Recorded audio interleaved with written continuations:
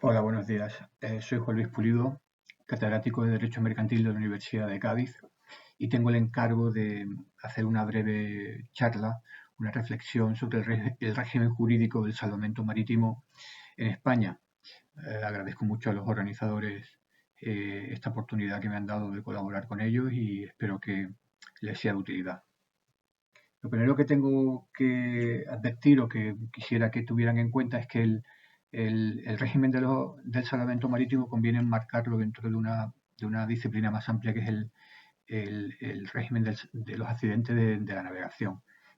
Porque el salvamento no es más que eh, uno de los accidentes regulados por nuestro ordenamiento, junto al abordaje, la avería gruesa y el régimen de la contaminación marina. Y esta es una rama del ordenamiento compleja que comprende normas de muy diversa naturaleza, origen y alcances, sustantivas y procesales de derecho público y privado, nacionales y supranacionales, que requieren una considerable atención para no perderse en esta maraña que es un poco extraña. A pesar de que la reforma que se ha hecho de esta rama de nuestro ordenamiento en el 2014 ha sido enormemente positiva. Nuestra vigente ley de navegación marítima um, ha incluido una regulación muy completa y detallada, como acometiendo una reforma que era muy necesaria porque el derecho derogado era muy deficiente y arcaico.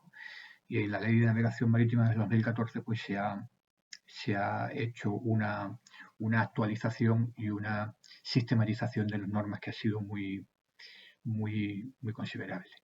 Se ha cometido una mejora sistemática, una concesión y simplificación de, del régimen con un importante grado de respeto a la autonomía de la voluntad de las partes que es muy necesaria y sobre todo se ha producido la adecuación de nuestro derecho interno a nuestro derecho al derecho uniforme sobre la materia, lo que ha limitado una dicotomía de regímenes que producía una considerable distorsión normativa. Bien, ya entrando estrictamente en el salvamento, lo encontramos regulado en los artículos 357 a 368 de la Ley de Navegación Marítima, eh, y parte nuestro legislador del presupuesto adecuado. Ya acabo de mencionarlo, el de la adecuación de nuestro régimen interno al derecho uniforme, porque establece que como principio básico el salvamento se regirá por el Convenio Internacional de Salvamento Marítimo de Londres, el convenio de 1989 y los protocolos que los modifique. Es decir, nuestro derecho interno lo que hace es copiar, plasmar, completándolo el régimen uniforme de salvamento, que es un régimen bastante bueno y aceptado y consolidado que lleva en vigor prácticamente desde 1910. Con esto nuestro legislador lo que hace es llevar a su último extremo, la exigencia contenida en el artículo 2 de la misma Ley de Navegación Marítima de respeto a las fuentes internacionales del derecho marítimo. Este convenio, que ya digo, está en vigor desde 1996, pero que en realidad en su sustancia recoge los principios del anterior de 1910, es una norma muy consolidada que prácticamente no ha tenido que ser más que retocada en algunos aspectos que se habían quedado obsoletos y que ahora haré referencia a él, en particular el régimen de la compensación especial del resultado útil. Bien, dicho esto, este es el régimen jurídico. ¿Qué podemos entender, qué debemos entender por salvamento marítimo? Bien, su concepto lo encontramos en el artículo 358 de la Ley de Navegación Marítima. Se considera salvamento todo acto emprendido para auxiliar o asistir a un buque, embarcación o artefacto naval o para salvaguardar o recuperar cualquiera de otros bienes que se encuentren en peligro. Este es el concepto básico, el concepto, digamos, canónico que reproduce en buena medida el concepto del Convenio de Londres, que es mucho más sencillo, porque eh,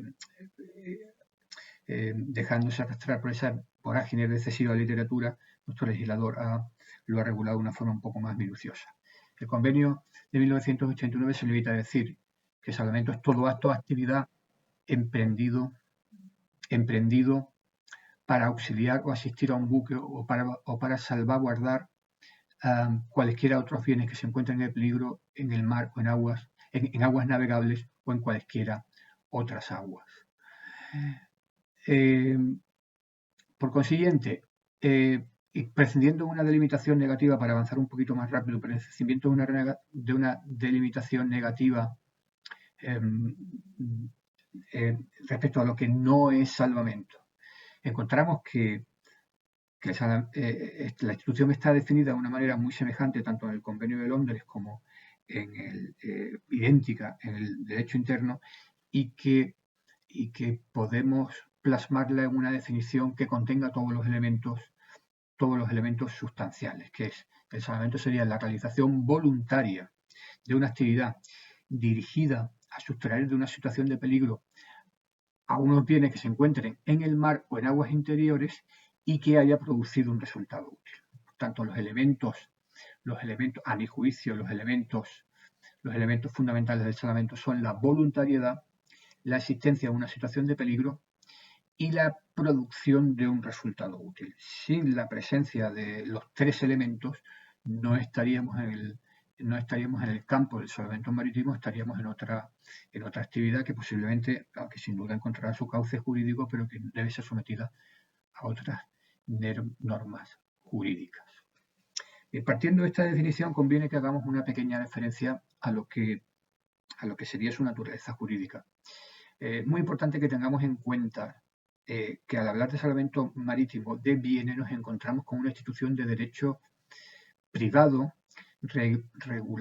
destinada a regular las consecuencias patrimoniales de una determinada actividad, de una determinada prestación de un sujeto que hace algo en favor de otras personas. Y esto este elemento patrimonial nos va a permitir distinguirlo del salvamento de personas, que es una institución de derecho público que sigue otros cauces a los que ahora haré referencia. El salvamento privado, o institución de derecho privado patrimonial, tiene la característica de que puede ser prestado en el marco de un contrato o de manera espontánea. Y que en el caso de que no haya un contrato, de que no haya un acuerdo perfeccionado de antemano por las partes, que está sometido a los principios generales correspondientes, puede, sin existir un contrato, desencadenar unas consecuencias jurídicas patrimoniales. Y esta es la originalidad del régimen jurídico del salvamento, y que complica un tanto la definición, la delimitación de una determinada naturaleza jurídica. A mi juicio, podría sin mayores problemas encajar en el marco de los cuasi contratos, pero en realidad no es una cuestión importante, no es relevante, no debemos dedicarle a esto demasiada importancia. Vamos ahora a analizar con algo más de detalle esos tres elementos característicos de la definición de salvamento: el peligro, el resultado útil y la voluntariedad. Bien, en cuanto al peligro, es posiblemente el rasgo característico de la institución y el elemento que nos permite distinguir el salvamento de otras instituciones afines, también en el ámbito contractual privado, como es el contrato de remolque. Para que exista salvamento, la actividad desplegada por el salvador ha de dirigirse a la sustracción de unos bienes que se encuentran en peligro. Un peligro capaz de causar la pérdida de estos bienes. Es un requisito esencial y que presenta un elemento de dificultad considerable, porque el peligro es un concepto jurídico indeterminado y con buen criterio ni la propia ley española ni el convenio entran en dar una definición a priorística de qué debe entenderse por peligro, algo que sería extraordinariamente complejo y delicado. Porque es muy difícil objetivar, estandarizar que debe entenderse por peligro en un marco tan cambiante como es la navegación marítima. Por tanto, la concreción del alcance jurídico del requisito del peligro resulta una operación muy complicada y que a veces producen ciertas contradicciones en el marco de los tribunales, pero no queda más remedio que acudir a la jurisprudencia para concretar caso por caso qué debe entenderse por peligro y si esta sucesión de casos semejantes produce una regla que merezca ser consolidada, pues el propio mecanismo de creación jurisprudencial nos permitirá objetivar de alguna forma esa situación peligrosa que por su propia naturaleza tiene un alto componente subjetivo. Bien, y el análisis de esta jurisprudencia, ¿qué nos ofrece?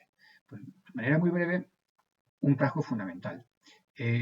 Han de valorarse todas las circunstancias concurrentes en cada caso y caso por caso, porque son muy variables en cuanto al tipo de buque, a la clase de carga, las condiciones meteorológicas, proximidad de la costa, etc.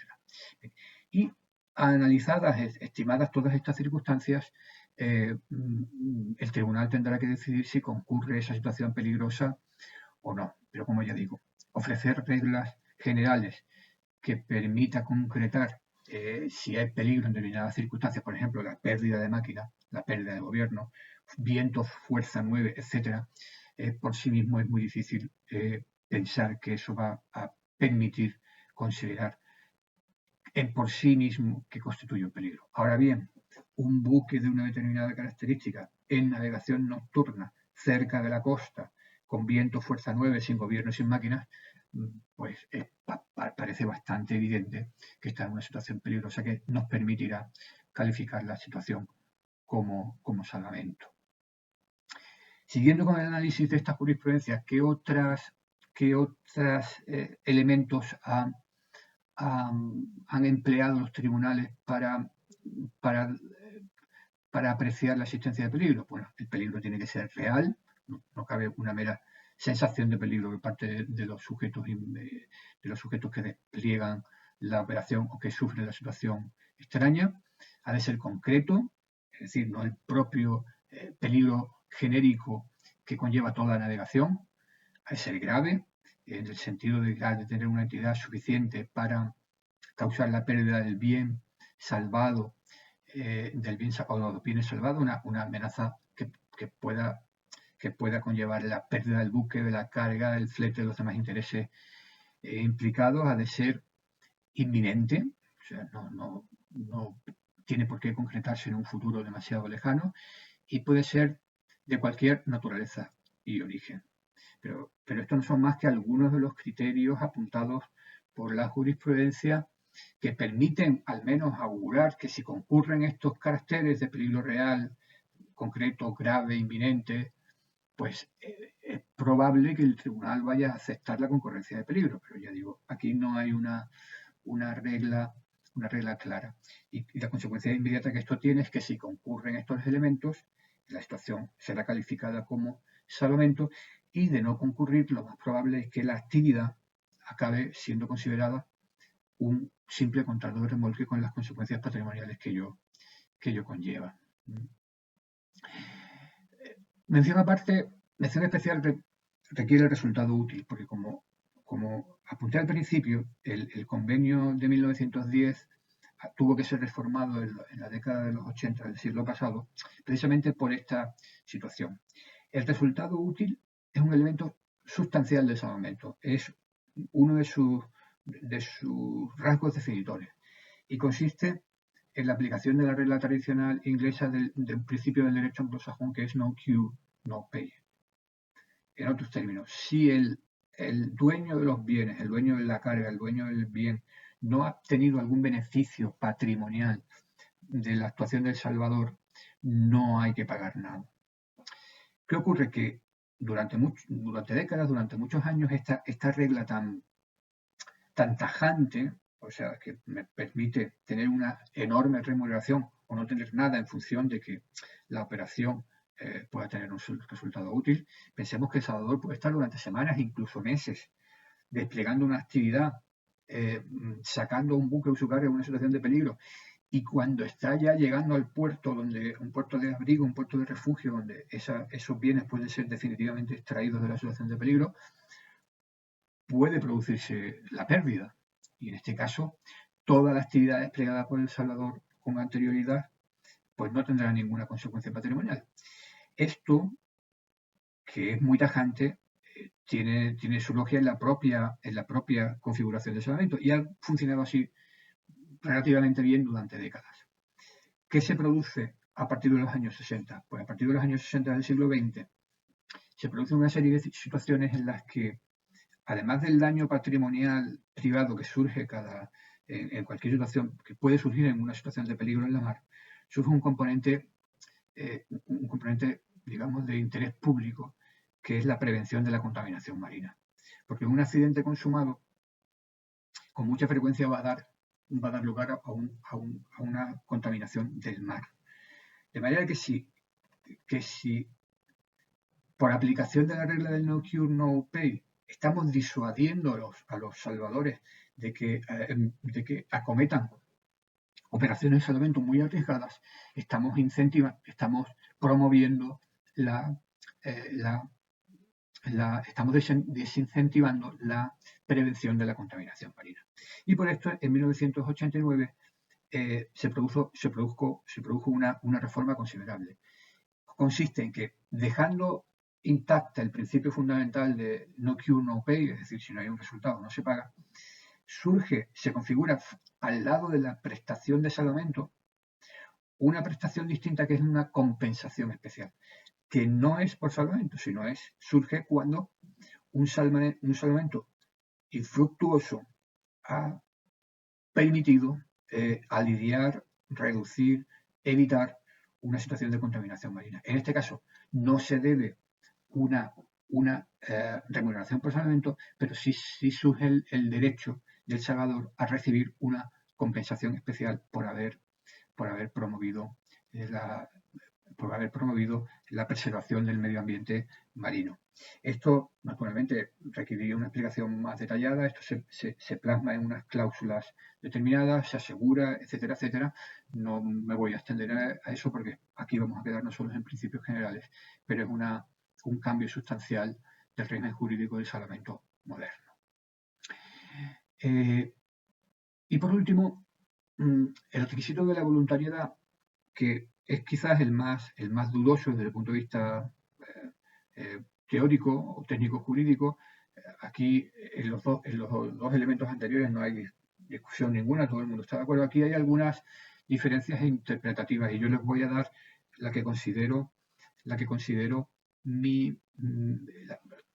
voy a dar mi opinión, lo que considero que es la interpretación más correcta del conjunto de nuestro ordenamiento jurídico marítimo.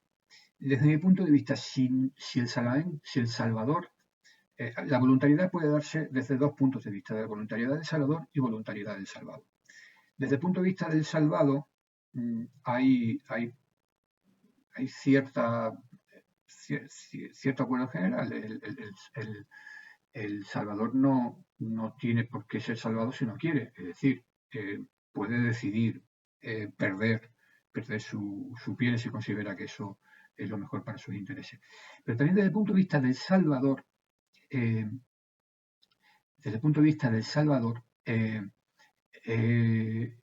es importante tenerlo en cuenta, en el sentido de que el salvador tiene que participar en la actividad de una manera voluntaria.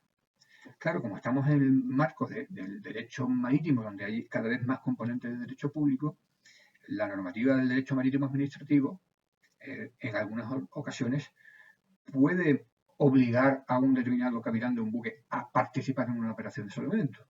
Pues bien, desde mi punto de vista, si a mí una autoridad pública me ha obligado a salvar, eso ya no es salvamento, eso es otra institución. Estamos en una prestación, una expropiación de servicios, en fin, como queramos llamarlo, pero en ese caso, si a mí la administración me obliga a dejar lo que yo esté haciendo, pescar, transportar, lo que sea, y me obliga a participar en un salvamento, me tiene que pagar, salve o no. Por consiguiente, El salvamento obligatorio desde el punto de vista del Salvador no sería en sentido estricto salvamento, sino una especie de expropiación forzosa de servicios, y me daría derecho a una compensación por la administración, que es la responsable, la que tiene la titularidad de la salvaguarda de los bienes en el mar.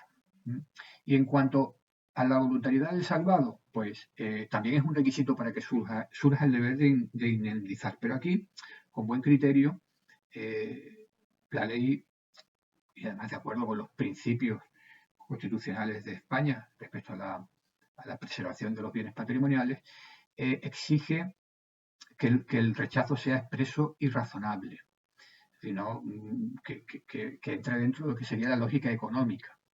Y sin este rechazo expreso y razonable, es decir, cuando no esté fundado, en ese caso podríamos obviar esta exigencia de voluntariedad por parte del salvador. ¿Quién debería formular esta negativa? Pues podrá venir del propietario o del capitán del buque, o del propietario de cualesquiera de los bienes en peligro en la operación de la que estemos tratando.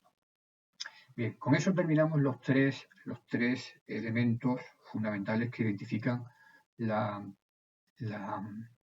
institución del salvamento. Ahora, para no extenderme demasiado, voy a hacer referencia muy superficial a dos elementos también importantes del régimen jurídico del salvamento, que son la prestación del salvamento, es decir, qué tipo de actividades encadena el salvamento y qué consecuencias tiene, es decir, la remuneración. En cuanto a la prestación, la ley es muy amplia, dice, no precisa qué deben hacer los salvadores, simplemente hace referencia a todo acto emprendido para auxiliar o asistir. Esto nos da pie a defender que constituye en salvamento cualquier acto material tendente a sustraer los bienes salvados de la situación de peligro en la que se encuentran. Lo más frecuente por parte del salvador es el suministro de la fuerza motriz que le puede faltar al navío siniestrado. Pero siendo lo más frecuente no quiere decir que sea lo único. También puede consistir el salvamento en la extinción de un incendio, en las labores de reflotamiento del buque, el desenganche de un cable de la hélice, en el suministro de combustible, tareas de achique, etc. En fin, en definitiva, cualquier acto material que tenga una relación causal positiva en relación a sustraer al buque de la situación de peligro. Más dudoso es si esta ayuda puede consistir en un acto inmaterial, por ejemplo, el asesoramiento técnico para eludir el peligro o simplemente la vigilancia junto al buque en peligro.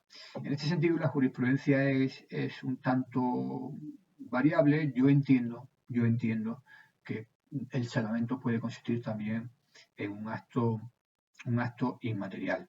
Y sea material o inmaterial, entiendo que la ayuda puede prestarse tanto en tierra como en la propia mar. En cuanto a la remuneración, bien, este es un asunto, y con ello terminamos, el asunto que produce una mayor litigiosidad, el asunto que posiblemente en ocasiones más posibilidad de discrepancia y que conlleva y que necesitaría una explicación más detallada.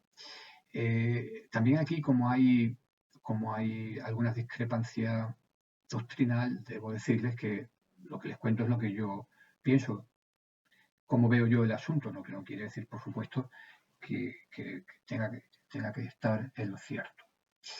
Bien, del contenido de la ley se desprende que, para empezar, debemos distinguir dentro de la cantidad, dentro del contenido patrimonial del desembolso que tiene que hacer el salvado, dos elementos. Por un lado, uno que es bastante objetivable, que son los gastos, daños y perjuicios sufridos por el salvador. Desde mi punto de vista, este es un elemento autónomo que debe ser objeto de valoración previa y diferenciada. del segundo elemento, que es ya en sentido estricto el premio o recompensa. Por tanto, la operación desde el punto de vista cronológico sería, yo me prestado un salvamento y lo primero que acredito es cuánto me ha costado a mí prestarlo. Es decir, en qué gastos he incurrido para salvar. Y la remuneración de estos gastos, objetivable, se va a producir de acuerdo con un estricto principio indemnizatorio. Lo que me ha costado es lo que me van a pagar. Pero hecho esta primera operación básica, el presupuesto del sistema de fijación de la remuneración, pasaríamos ahora a tener un segundo componente, que es el premio o recompensa en sentido estricto, y que es precisamente lo que se reparte entre los diversos componentes de la expedición, entre el armador, la dotación y los demás salvadores, porque los gastos van a ser indemnizados a aquel que ha incurrido en ellos, de acuerdo con el principio indemnizatorio. Sin embargo, el premio o la recompensa, este elemento presenta la particularidad en el régimen de salvamento en que va a ser repartido entre las diversas personas que han participado en él. ¿Y qué elementos? Mientras que los gastos son fijados de acuerdo con el principio indemnizatorio, hay que acreditarlos y se pagan, la ley, y es una parte sustancial del régimen de salvamento, establece unos criterios para fijar la remuneración, unos criterios que están ahora sí minuciosamente precisados en la ley de salvamento, tanto en el convenio como en la ley de navegación marítima, y que podemos sistematizar en que algunos van referidos a El Salvador y otros van referidos al Salvador. En cuanto a los elementos referidos a El Salvador, el principal es el resultado obtenido, los esfuerzos y la pericia desplegados por los salvadores, el tiempo empleado, los gastos efectuados y las pérdidas sufridas por los salvadores, el riesgo de incurrir en responsabilidad, la disponibilidad y la utilización del buque o de otros equipos destinados a operaciones de salvamento, etc. Y en cuanto a los elementos referidos al salvado, pues son principalmente dos: la naturaleza y el grado de peligro corrido por el buque salvador y el valor de los bienes. Y como pueden imaginarse, el análisis de cada uno de estos criterios establecidos por la ley nos llevaría mucho tiempo, y de hecho hay una abundante literatura y jurisprudencia sobre ellos. Yo lo que hago aquí es enunciarlos. Y el tribunal competente para ver este asunto se encarga de, en atención a la presencia o no de estos elementos, fijar una remuneración más alta o más baja. Una remuneración que, como ya digo, en cuanto al premio, va a ser distribuida entre los titulares activos del derecho a la misma, que pueden ser varios salvadores, y dentro de cada uno de los salvadores, en el ámbito interno del buque salvador. En ese sentido, en cuanto a la concurrencia de diversos salvadores, el convenio de salvamento marítimo establece los mismos criterios que acabo de enunciar. Y para el caso del reparto interno, aquí el convenio de salvamento remite a la ley nacional, que en este caso ha seguido en la ley de navegación marítima el criterio que ha venido operando nuestro derecho desde hace años. 1/3 de la remuneración fijada, deducidos los gastos y perjuicios, como acabo de decir, corresponde al armador del buque salvador, mientras que los 2/3 restantes se distribuyen entre los componentes de la operación. Y ya para terminar, dos asuntos muy concretos. Primero, recordarles lo que les he dicho de que estamos hablando del salvamento de bienes, que presenta la característica de que es voluntario y está remunerado, de otra institución de derecho público, que sería el salvamento de personas. Bien, el salvamento de personas es obligatorio y no está remunerado. O sea, no tiene absolutamente nada que ver. El salvamento de personas es un deber de derecho público que nos pesa sobre cualquier persona que tenga posibilidad de desplegar una actividad para salvar a una persona que se encuentre en el mar. Y el incumplimiento de este deber puede incluso conllevar la perpetración de un delito. Mientras que el salvamento de bienes, ya hemos dicho que no tiene nada que ver con el derecho público, es una institución de derecho privado sometida a la voluntariedad. Bien, eso quería, antes de terminar, dejarlo precisado para que no hubiera ninguna duda. Bien, termino con una breve referencia a la jurisdicción y el procedimiento. ¿Por qué debo hacer esto? Pues porque aquí este es un asunto que ha funcionado bastante bien durante mucho tiempo en España. En la jurisdicción de salvamento, paradójicamente, pese a que sea una institución de derecho privada, ha estado sometida a un régimen de derecho público que se sustancia en el marco del Ministerio de Defensa por unos tribunales de la jurisdicción militar, los juzgados marítimos permanentes del Tribunal Marítimo Central. Esta situación no deja de ser un poco extraña y verdaderamente requería una reforma. Una reforma que todavía no se ha cometido. ¿Por qué? Porque el problema es que estos tribunales funcionan muy bien, aunque no sean sin duda el, el marco más apropiado para sustanciar estos procedimientos. De manera que tenemos un problema, es decir, si vamos a cambiar la jurisdicción de salvamento, deberíamos hacerlo para mejorar, no para empeorar. Y aquí es cuando han surgido las dudas. Primero por la propia, porque este problema ya latía en el proceso legislativo y el propio legislador incurre en una contradicción en la que no vamos a ver, no voy a entrar en detalles, pero en fin, la ley en ese sentido eh, tiene un grave defecto técnico porque incurre en una contradicción interna eh, y que está pendiente de alguna aclaración. La idea, lo que en principio parece que se desprende es que va a haber una especie de doble vía jurisdiccional que queda abierta a la elección de los interesados. Por un lado, cabría la posibilidad de optar a la jurisdicción civil ordinaria, lo que sería completamente lógico y compatible con la institución del salvamento como de derecho privado, de derecho patrimonial privado. Pero supongo que en atención a lo bien que ha estado funcionando este régimen público del procedimiento en materia de salvamento, pues se va a permitir o se quiere permitir a los órganos de la Armada que sigan participando en esto por medio de un consejo de arbitrajes marítimos, de auditores de arbitraje marítimo, en fin, dos órganos nuevos porque actuarán por el marco de un procedimiento administrativo y cuyo régimen aún está por precisar. En caso de que no hubiera acuerdo entre los interesados, prevalecerá la jurisdicción civil ordinaria que se sustanciará con arreglo al procedimiento declarativo ordinario o verbal previsto en la ley de enjuiciamiento civil. La solución es muy extraña, pero es conveniente comprender el problema. Desde el punto de vista estrictamente teórico, no me cabe duda de que el marco apropiado para sustanciar los expedientes de salvamento sería la jurisdicción civil ordinaria en el marco de un procedimiento declarativo ordinario. Pero en atención a las particularidades de nuestro sistema judicial y de su estado, me temo que esto va a ser peor.